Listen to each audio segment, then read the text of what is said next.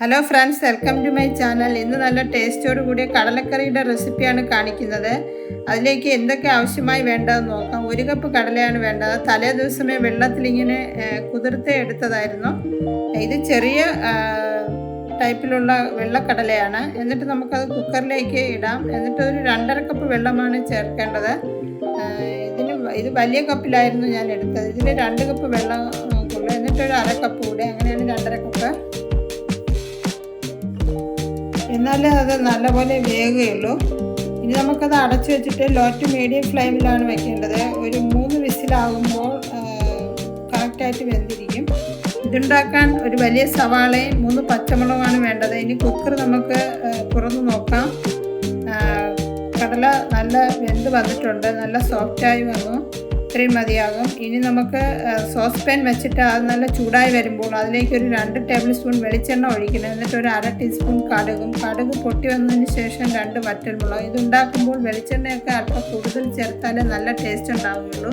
ഇത് ഡ്രൈ ആയിട്ടുള്ള കറിവേപ്പിലായിരുന്നു. ഫ്രഷ് ആയിട്ടുള്ളത് ഇട്ടാൽ നന്നായിരിക്കും കുറച്ചുകൂടെ. എന്നിട്ട് അരിഞ്ഞ് വെച്ച സവാളയും ചേർക്കാം. ഇത് വളരെ തിന്നായിട്ടാണ് അരിയേണ്ടത് സവാള, എന്നാലേ നല്ല വഴണ്ട് കിട്ടുള്ളൂ. എന്നിട്ട് പച്ചമുളകും.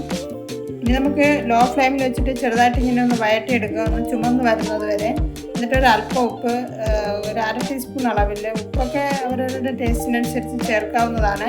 ഇതിൽ ഇഞ്ചി വെളുത്തുള്ളി ഒന്നും ചേർക്കുന്നില്ല. ഈ സമയം പൊടികളൊക്കെ ചേർക്കാം. ഒരു 1/2 ടീസ്പൂൺ മഞ്ഞൾപ്പൊടിയും 1 ടേബിൾ സ്പൂൺ മല്ലിപ്പൊടിയും 1/4 ടേബിൾ സ്പൂൺ എല്ലാ എരിവുള്ള മുളക് പൊടിയും 1/2 ടീസ്പൂൺ ഗരം മസാലയും ചേർത്തിട്ട് അതിൻ്റെ പച്ചമണം മാറുന്നത് വരെ ഇതുപോലെ ഒന്ന് വഴറ്റിയെടുക്കണം. ഈ സമയം നമുക്ക് അല്പം ചൂടുവെള്ളം അതിലേക്ക് ഒഴിക്കാം. അപ്പോൾ അത് ഒന്നുകൂടെ വേകുകയും അതിൻ്റെ ഫ്ലേവർ നല്ലപോലെ ഇറങ്ങുകയും കൂടാതെ നല്ല സോഫ്റ്റ് ആവുകയും ചെയ്യും. ഇനി നമുക്ക് ആ വേവിച്ച് വെച്ച കടലയിലോട്ട് ചേർക്കാം. കടല ചേർത്തതിന് ശേഷം എല്ലാം ഒന്ന് മിക്സാക്കി എടുത്തിട്ട് ഒരു 2-3 മിനിറ്റ് ഒന്നുകൂടെ ഒന്ന് കുക്ക് ചെയ്തെടുക്കണം. എന്നാലേ കടലയിൽ ആ മസാലയുടെ ഫ്ലേവറൊക്കെ ഇറങ്ങാൻ വേണ്ടിയാണ്.